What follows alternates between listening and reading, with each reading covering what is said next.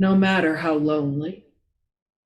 The world offers itself to your imagination, calls you like the wild geese, harsh and exciting, over and over, announcing your place in the family of things.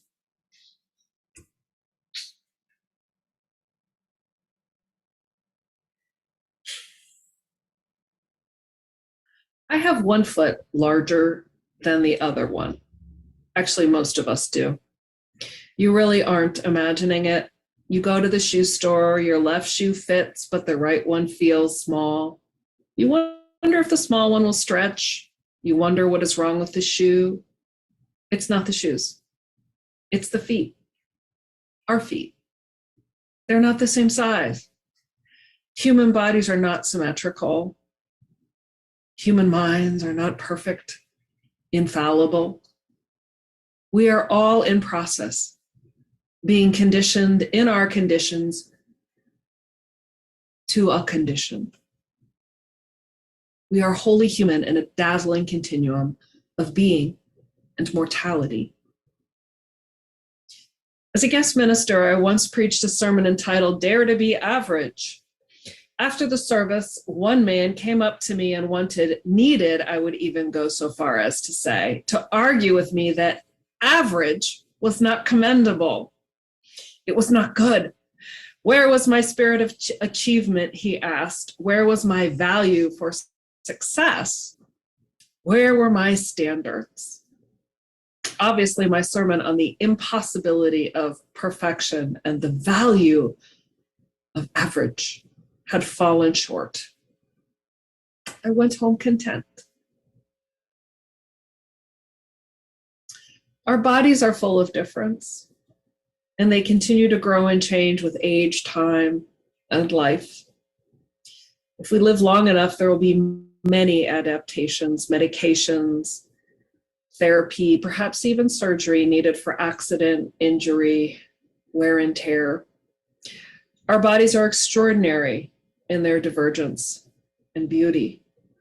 The myth is that there is one standard of health, beauty, normalcy. The myth is that there is something better than average. It is the idea of normal that I find particularly frustrating, as is, I think, our limited understanding of average. Couldn't average just be the all of everything, that is average and normal? I have a friend who was born with spina bifida. Her spinal cord developed so that it did not close to the open air and was exposed then. I am sure her medical diagnosis at the time was full of words such as did not develop properly or normally, was not average, etc. But neither of those words, proper or normal, are factually true. Bodies develop in a myriad of ways. There is no proper. This is not setting a table. And as for normal, if spina bifida is a condition that happens, and it is, then it's normal. It's normal. Due to spina bifida, my friend uses a wheelchair, which is also normal. This problem is with society and the medical profession when it chooses to see any condition as abnormal. What if we lived in a society where we celebrated and designed for all variations and considered all of the variations average? The human condition includes a vast continuum of everything. It is only limited by our imagination and narration, the story we tell ourselves about ourselves. There are a lot of different sized feet out there, a lot of unavailable organs, missing hair, extra hair, different shaped bodies, different functioning brains. This is not a matter of perfection or failure, because failure and perfection, they're relative, limited notions, and just small parts of the all of human condition. We are so much broader and diverse than we know. And as the Mid-America Regional Assembly keynote speaker for 2022, C.B. Beale, who describes themselves as a white, fat, queer, non-binary religious and social justice educator, likes to say, everybody is already in the room. Whether we know it or not, everybody is already in the room because everything happens. Beale reminds us we are only limited by our notions of what is normative and our deceptions about our beautiful variety. I hope you will register for our assembly at www.uua.org/midamerica/RA/2022 to join the conversation on April 30th and learn more. Beale's comments remind me of the movie Sound of Metal, about a heavy metal drummer played by the actor Riz Ahmed, who goes deaf. The character he plays, Ruben, struggles with his growing deafness. With all his might, he fights himself, and in the process, he makes himself sick, isolated, and miserable. In the movie, we journey actually with Ruben as his body changes, and he learns new ways of communicating and living in silence, finally celebrating the peace it brings, which is the peace he discovers by embracing his body as it is, as he finds it, instead of it forcing it into the shape it once had. What if there's not a normal body, not a perfect body, not a proper body? What if all bodies are extraordinary and miraculous variations, and our work in society and as neighbors to one another is to find ways to embrace, assist, and include everyone? Some of you might have heard of the concept of universal design, designing products, buildings, and experiences so that they're accessible to everyone. Universal design relies on the theory that everybody is already in the room, or on the street, or in the home. So how do we design for everyone? There are curb cuts, for example, on streets to make it easier for strollers and wheelchairs and walkers. There's live transcription in Zoom rooms so that text can appear on the screen as a person speaks. In many ways, we are in the infancy of understanding universal design as a society, and so we're still learning. I know I am. It has taken me years to remember to enable live transcription. It's a little button at the bottom of your Zoom page if you're the host. It is new for me to ask questions and be curious about universal design. Questions like, how can I design a class to include the most people? Or what about this experience excludes somebody, and what could be done to change that?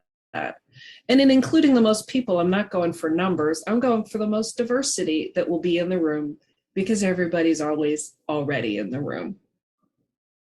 These questions are more like conversations with continual learning. I'm not perfect in this work. I am extremely normal in this work because I'm human. I just try to learn because I care about all my neighbors, and I will be learning about and trying to practice universal design until the day I die. It is a journey, not a destination. And I'm actually grateful, very grateful to be on this journey. For me, it's a way to live my values.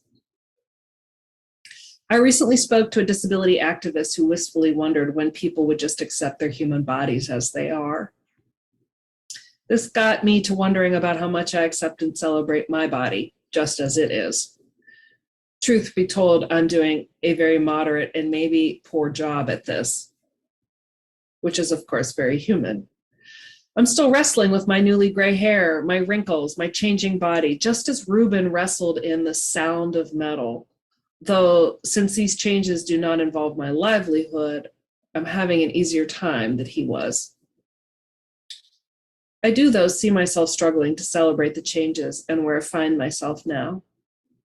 Sometimes I think of myself as old, and not in a celebratory way, which I could choose to do. It is almost like in thinking about old as negative, I am creating and participating in a limited narrative and falling into that old familiar habit of conceiving problems about something extremely normal and natural. Instead of complaining about my wrinkles or trying to hide them, what if I celebrated my journey of life? All the time I spent thinking about myself as too old, I could be celebrating or reviewing or looking back to decide how I want to be in the present moment. I am who I am. I'm 55 years old. There are many sunrises and sunsets, many adventures, stories in these lines, and they also provide me definition for who I want to be right now today. For me, as a white woman with privilege, I risk invisibility in our youth-focused society. Though I must say, truly, our youth don't want all the attention they get. I know I sure did not as a young person. And yet for other people with a variety of abilities and identities, say an elderly Black disabled woman in a wheelchair, the gauntlet of societal perception includes invisibility, ignorance, multiple microaggressions, and discriminations. What if we could just break away from right body, wrong body, perfect anything, and just be in love, just be curious, just appreciate, and just blessedly adapt? The poet Mary Oliver writes, "You do not have to be good. You do not have to walk on your knees. For 100 miles through the desert repenting, you only have to let the soft animal of your body love what it loves. Tell me about despair, yours, and I will tell you mine." I wish so much in this world that we could appreciate one another beyond just form and diagnoses, which can never fully describe the complexity, the moving beauty of every human story in life. No one here is just the sum of their diagnosis or form. We're that and so much more. I remember reading the book by clinical psychologist Annie Rogers, A Shining Affliction, A Story of Harm and Healing in Psychotherapy. It's really a remarkable and unique story about a woman who ended up teaching at Harvard. And I looked her up for the sermon. She's now teaching at Hampshire College in Massachusetts. It's just tremendous what she shares, which is a rare truth in a world that likes to have secrets. Annie begins her story with a description of her doctoral clinical internship at a site for emotionally disturbed children. She works with several children, but it is immediately drawn to one child in particular, Ben, who's about 5 years old. As she describes several play therapy sessions with Ben, we discover that he was a severely abused child left alone in a room until he was 18 months of life. He now lives with a loving adoptive family, but bears, obviously, the scars from his early years. And the scars are inside him and not visible to anyone on the outside. Ben is never a diagnosis, though, to Annie. So he is never a diagnosis for us, the reader. Annie is driven to uncover what is inside this bright, creative, hurt boy, what his story means to him, and to find a way to help him bridge into a good and loving world and family that waits for him. For the first time in his young life, Ben finally connects to someone who is Annie, and their play therapy is beautiful and magical. As the reader, we think this story is just going to be about Ben, right? Until Annie has a severe breakdown and is hospitalized. Her fall is intense, as are the repressed memories she recovers that render her unable to speak for a time. At one point, as Annie begins to move forward with a good therapist, she asks, "Do you think I will ever be cured?" After laughing quite some time, the therapist replies, "Annie, only ham gets cured. There is no cure. There is no cure for being who we are. Only living, loving, getting help with people who support us, and celebrating the human condition." Meanwhile, the wild geese high in the clean blue air are heading home again. Whoever you are, No matter how lonely, the world offers itself to your imagination, calls to you like the wild geese, harsh and exciting, over and over announcing your place in the family of things. Whoever you are, wherever you are, you have a place in the family of things, just as you are, normal, varied, and beautiful in your own way. Celebrate yourself and your loved ones in your infinite beauty and mystery. May it always be so.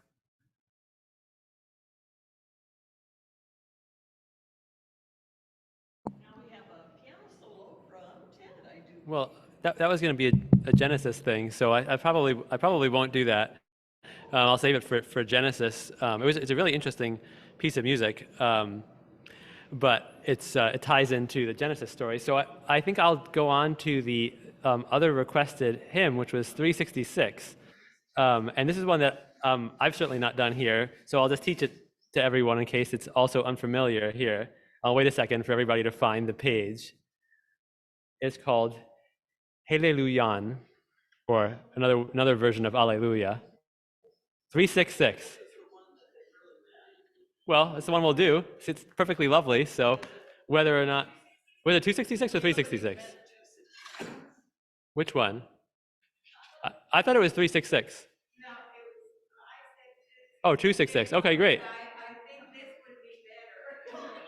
Well, let me look at 266. Okay, well, I think melodically 266 is more complicated. So for the sake of everybody learning it, let's go with 366, which is also maybe a fortuitous coincidence. A nice little hallelujah we've got going on here. Okay, so I'll play it just the melody once through. It's one of these ones that only has a melody, so I'll just harmonize in a second. But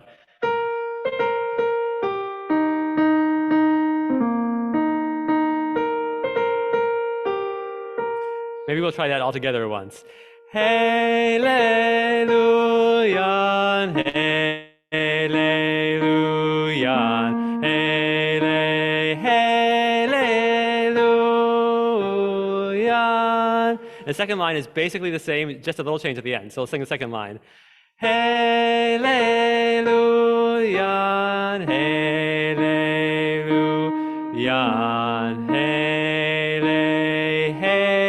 hallelujah. Okay, so very simple. So maybe we'll go through a few times this 366, hallelujah. I'll just start with a little ostinato, as they suggest in the bottom. Hallelujah, hallelujah, hallelujah, hallelujah,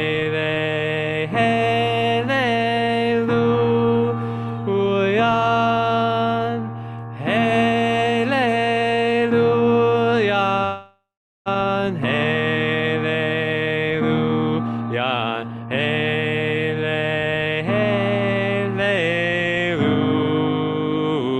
Okay, again. Hallelujah.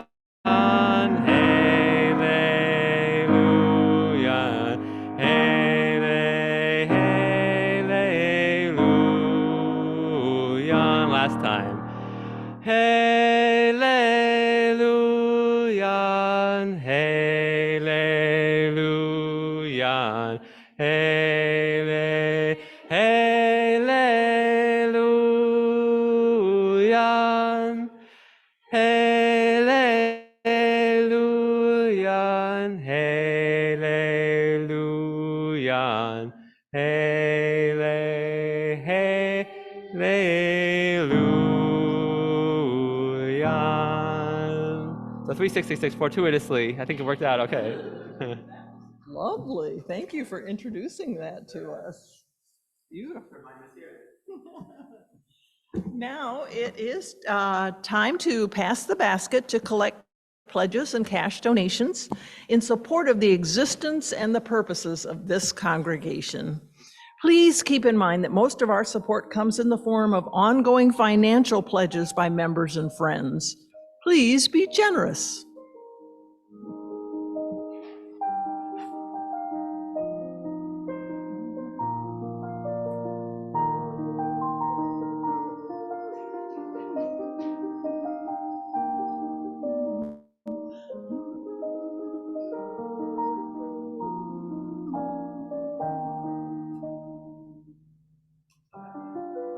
Oh.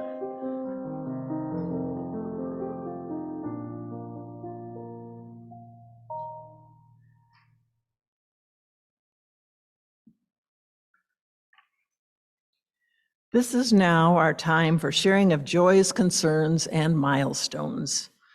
Tina, please stop recording.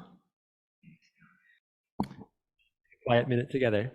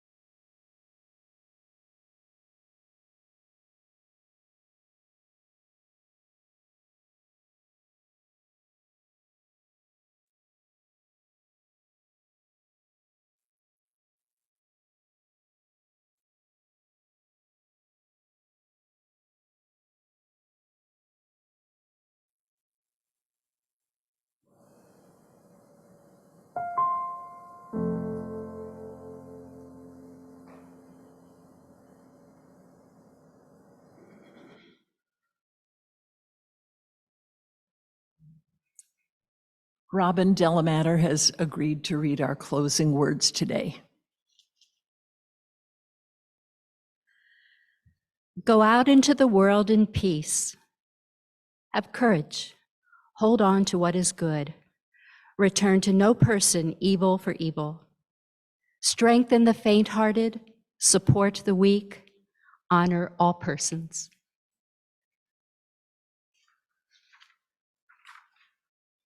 And we'll have Marilyn extinguish our chalice while we do the following reading together. We extinguish the flame, but not the light of truth, the warmth of community, or the fire of commitment. These we carry in our hearts until we are together again. And now we have time for announcements. Are there any? Yes, Megan.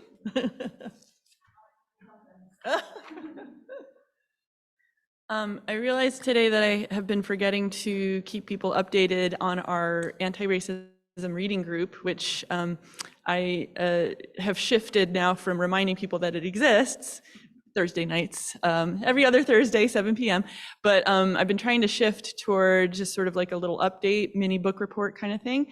And today, especially in relation to things that came to my mind from the service today, I wanted to share with you a little bit about this book that we're reading, which is called Mistakes and Miracles, Congregations on the Journey to Multicultural Beloved Community, long title.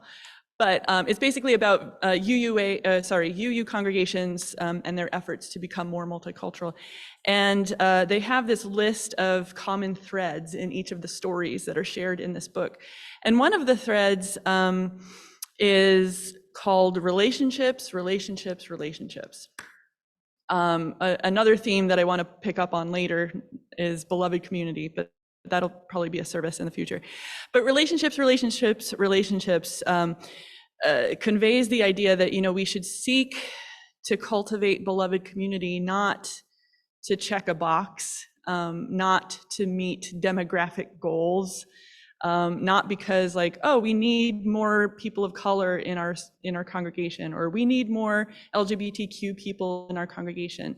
It's not about, yes, please come to our congregation to make us feel better about ourselves as a congregation, right? It's about cultivating real, meaningful relationships with people as people, right? Recognizing them as the full human beings that they are, and building relationship for the sake of relationship. And if we can do that, then the rest falls into place. At least that's my understanding of it. If you want other perspectives, you should talk to Will and Robin and Winnie and Laura. We've been talking about this. So anyway, just a thought for you to ponder.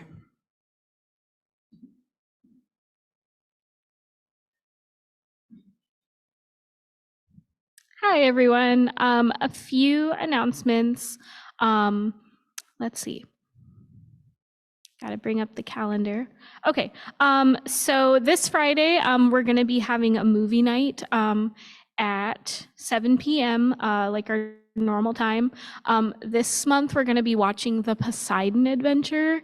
And this was actually specifically chosen by David Love. So I think it'd be really cool, if you can only make it out to one movie night, like this might be the one, because he's the one who chose this movie. Saturday, starting at 5, we will have game night. This kind of ties into that where, David Love is usually at those. I think he's been reaching out to people in order to get to that one, because unfortunately I have work like an hour after that's supposed to start. So if someone could maybe reach out to him on that, that would be kind of great.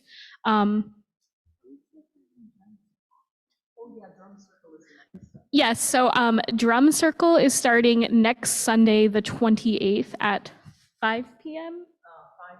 5 to 6. Okay. Yeah, so I think there's already been one, but Drum Circle will also be a thing. And then the fellowship committee actually will have real meetings now. I'm so excited. It's in the newsletter. There's both a QR code and just a link in the newsletter. We're going to do it on Zoom, at least for the first time. Ideally, I think it would be kind of cool if fellowship committee meetings turned into in-person hangouts, because it's the fellowship committee. But at the same time, I understand people have lives. So they might just end up being Zoom. Also, kind of trying to force Diego to be on that committee, because he told me that he would join a committee. So I'm kind of forcing him, and he has babies. So we'll see how that goes. And then right now this is kind of far off, but February 18th, I'm thinking that we'll do an after service field trip up to Toledo to Kieran Asian Mart. I don't know if you've been there already, but it's the big Asian grocery store that opened in Toledo, I think a year ago now. I think it was around last year. And I think that would be kind of cool, because it lines up with the Lunar New Year. So field trip to Kieran Asian Mart in Toledo, Sunday, February 18th. I think we could, just drive up there, meet up after service. They have a lunch counter kind of area, so we can maybe get lunch or whatever. That is, I don't know if I put it in the newsletter yet, but it is an event on the Facebook page. So yeah, just a bunch of different stuff happening. Thanks. I never heard of that place. It's downtown Toledo? Oh, oh, oh, fun.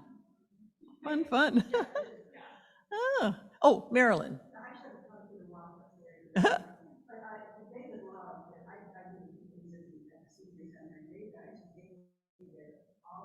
Mhm. Mhm, mhm. Yeah. Yeah, yeah, yeah. And he does not charge, he accepts donations, and he says usually he almost covers his gas. So, yeah, he's actually quite remarkable for, he's been with this church probably for 35 years, on and off. He took a couple of years off. He's helped with everything around here. He's so generous with his time. He's helped assemble playground sets, you know, he bought us the dishwasher. He's just been a remarkable person. So, yeah, I think if we can help him with getting a car and making sure he gets a decent car, we should do everything we can. Yes. Uh-huh.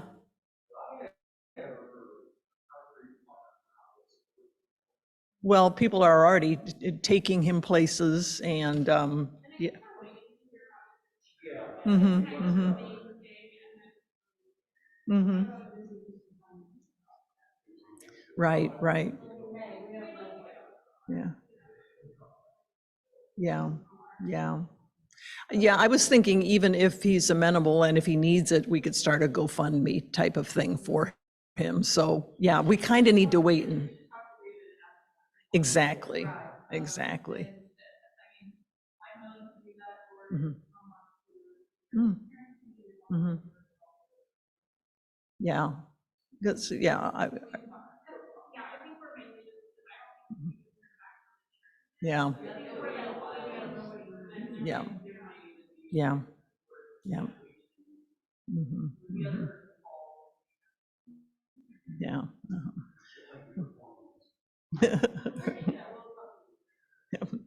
One,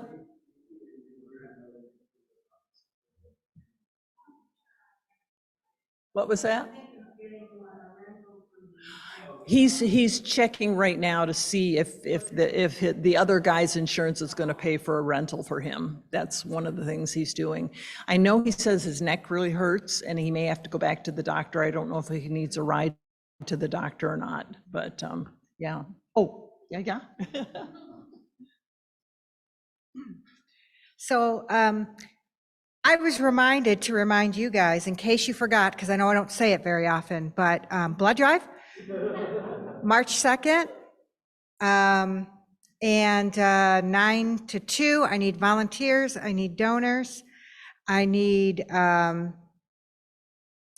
food. Yeah, all right, we're doing food. But I still haven't heard from a single person saying that they will volunteer. So if I don't hear from somebody soon, okay, well, that's 2. That's 3. Okay, then we will have food, we will have a blood drive, we will have everything. That's right, we do. And we also, but we also need to get our donations up again. So like tell everybody, like tell the people you work with and tell, like make them feel guilty. Tell them they need to help save lives and we need their blood. And I will have posters soon. When I have posters, I would really love it if you could, if you work in the BG area or close by, like if you would take it into your office and. Or Perrysburg, right? Yep, any of those surrounding areas. Like if you want a poster, please see me and I'd be happy to get you a poster. Oh, the sign. Yep, we put it on the sign. Oh, Yep, yeah, yep. yeah, weeks ahead of time. Yep. Yep. Sign up for our blood drive. Okay. One more little thing, this is kind of inconsequential, but I'm going to go ahead and say something about it anyhow. Some of you may have wondered why the Christmas trees are in the corner.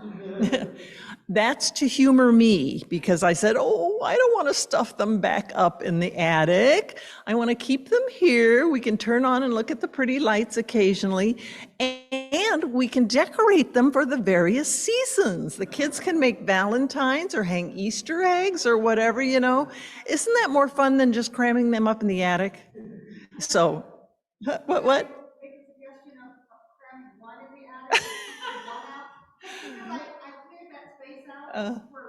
Well, we'll talk about that later, Lisa. Yeah, we'll figure out something, but that's why they're there for right now, is because I asked for them to be. So, do you have a closing song for us today, Ted? Well, as with the other ones, the closing song was originally predicated on Genesis being the topic of the service. So let's defer Morning Has Broken until we do the Genesis service. And I got a request for This Little Light of Mine. And I think we'll just do one verse, so you don't even need to look it up in the books. The words are just This Little Light of Mine, right?